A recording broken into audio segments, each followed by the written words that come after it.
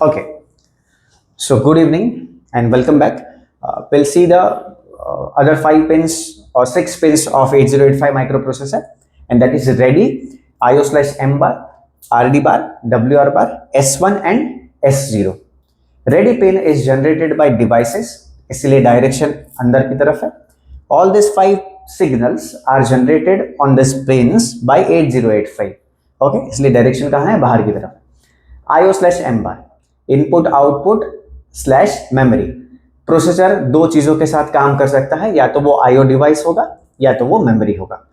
ठीक है, अगर IO डिवाइस के साथ काम कर रहा है तो IO सेक्शन को एक्टिवेट करेंगे, मेमोरी डिवाइस के साथ काम कर रहा है तो मेमोरी सेक्शन को एक्टिवेट करेंगे. ठीक है, RD bar represents read operation, WR bar represents write operation, S1 and S0 tells us which operation is being performed. So before we see the spins, the function of the spins, let's look into the operations of CPU.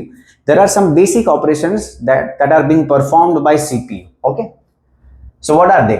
Okay, this is CPU, this is memory, this is input output devices. Okay, these are the 3 main major components of any computing system, we know that. Okay, now CPU can send data to memory and CPU can take some data from memory, right? So whenever CPU sends some data, जब CPU memory को कुछ data दे रहा है, that operation is called memory write operation. Memory से कुछ data अगर ले रहा है, that operation is called memory read operation. Okay, simple, right? In the same way CPU can send some data. CPU किसको डेटा भेज सकता है? इनपुट आउटपुट डिवाइसेस को डेटा भेज सकता है. In that case that operation is called IO write operation. It's very easy. और input output device से अगर कुछ डेटा ले रहा है तो that is called IO read operation. Okay, there is fifth and very important operation, that is opcode fetch. इसके बारे में मैं थोड़ी देर बाद आपको बताता हूँ. First of all, let's see the status of this pins. कैसे किसको 1 करना है, किसको 0 करना है. Okay, so these are the 4 basic operations. opcode fetch भी read के जैसा ही है, लेकिन उसको थोड़ी देर बाद हम देखेंगे. So memory read, ये read operation है. किसके साथ ये read operation हो रहा है? मेमोरी सेक्शन के साथ. Now it is a common sense. You tell me, which section should I activate? IO section or memory section? Obviously memory section. memory section को हम activate करेंगे. तो M bar, it is active low. M memory को active करने के लिए 0 देना पड़ेगा, because that section is active low. 0. Read, obviously read है operation, तो read RD bar को activate करेंगे. RD bar को activate करने के लिए 0. और एक ही operation एक टाइम में perform होता है, right? So when read operation is going on, write operation नहीं हो पाएगा, तो वो तो वैसे भी 1 आएगा. Now for the time being, let's say that S1 and S0 is S input and S output. सिर्फ समझने के लिए, for the time being, for few minutes. Okay, you tell me, जब मेमोरी रीड हो रहा है तो मेमोरी से डेटा CPU में आ रहा है कि नहीं आ रहा है? आ रहा है कि जा रहा है? ऑब्वियसली अंदर की तरफ आ रहा है. All the operations are with respect to microprocessor, with respect to CPU. आपको देखना है, from the CPU side तुमको देखना है कि CPU से आ रहा है कि CPU में जा रहा है. ठीक है, तो मेमोरी रीड जब करेंगे तो CPU में डेटा इनपुट हो रहा है. इनपुट S1 को एक्टिवेट करेंगे. एक्टिव हाई पिन है, 1 आएगा और ये 0 आएगा. ठीक है, once you understand this first row, you understand all, right? कैसे? Memory write operation, again memory से रिलेटेड ऑपरेशन है. 0 राइट ऑपरेशन है, राइट सेक्शन राइट पिन को एक्टिवेट करेंगे. 1 जब राइट करेंगे तो ऑब्वियसली डेटा बाहर की तरफ जाएगा. All the operations I said with respect to CPU चलेगा. तो this is 0 and this is 1. Okay, IO input output read operation, IO read operation. Read जब होगा तो कौन सा ऑपरेशन है? It is related with IO, so ये होगा 1. रीड ऑपरेशन है तो RD बार को एक्टिवेट करेंगे. रीड हो रहा है तो डेटा अंदर की तरफ आएगा. S input 1 and this is 0.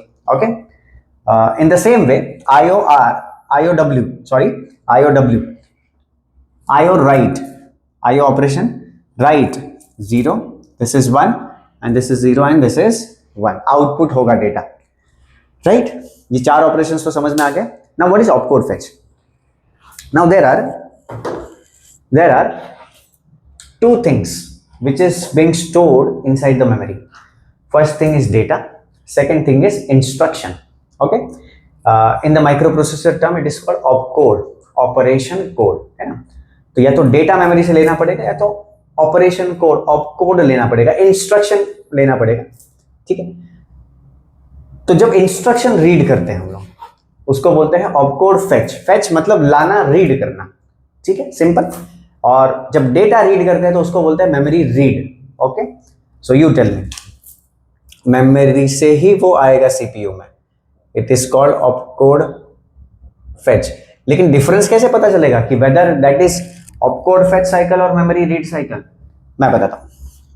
सी, सबसे पहले तो मेमोरी से ही इंस्ट्रक्शंस को रीड करने हैं, तो एम सेक्शन को आपको एक्टिवेट करना पड़ेगा, 0 रीड हो रहा है इसलिए आरडी बार को एक्टिवेट करना पड़ेगा और डब्ल्यू आर बार पे 1 आएगा, right. Now forget that S1 and S0 are S input S output, इसकी कोई जरूरत नहीं है अभी, समझ में आया, ठीक है। Both of them will be high to show that this is an opcode fetch cycle, ठीक है। So tell me 1 0 S1 S0 1 0 कौन सा ऑपरेशन है? Read operation. 0 1 कौन सा ऑपरेशन है? Write operation. 1 1 कौन सा ऑपरेशन है? Opcode fetch. What about 0 0? Idle, no operation is been perform when S1 and S0 are 0 0, ठीक है। इतना समझ में आ गया। Let's see quickly about ready pin. First of all direction क्या है रेडी पिन का? अंदर की तरफ। Before we see ready pin, quickly revise me about this table without looking at the table. I want to perform memory write operation. Memory write operation is being perform, चल रहा है वो, समझो। So what will be the status of this pins? IO/M bar, RD bar, WR bar. Okay, let's think about IO/M bar. Memory write operation अगर मुझे करना है, if I am not wrong, मैंने memory write ही बोला था। Memory write operation, memory से related operation होने की वजह से IO/M bar को क्या करेंगे? 0 करेंगे। Memory section should get activated.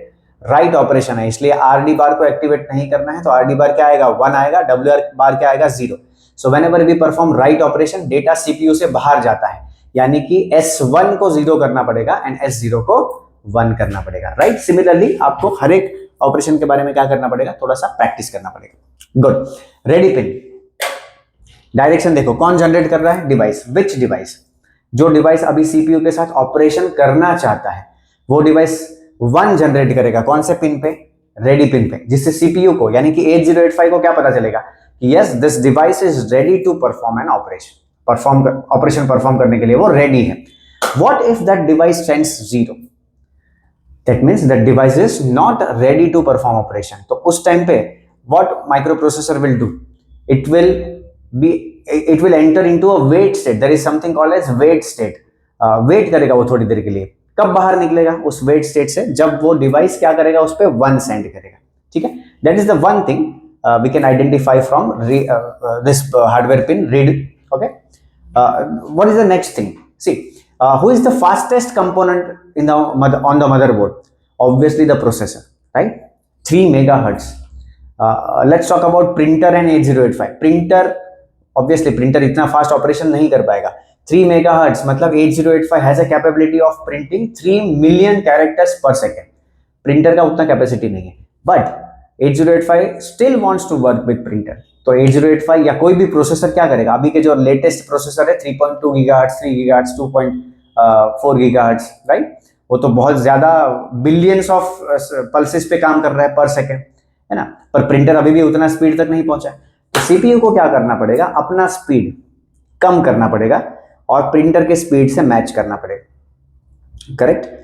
You see, same processor is working with printer, same processor is working with keyboard, mouse, scanner, CD, DVD, हर एक के साथ एक ही प्रोसेसर काम कर रहा है, राइट। प्रोसेसर क्या करता है? अपने स्पीड को डिक्रीज करता है up to the speed of device, so that for the synchronisation of an operation, ठीक है। I hope you understood this ready IO/M bar, RD bar, WR bar, S1 and S0. Thank you so much.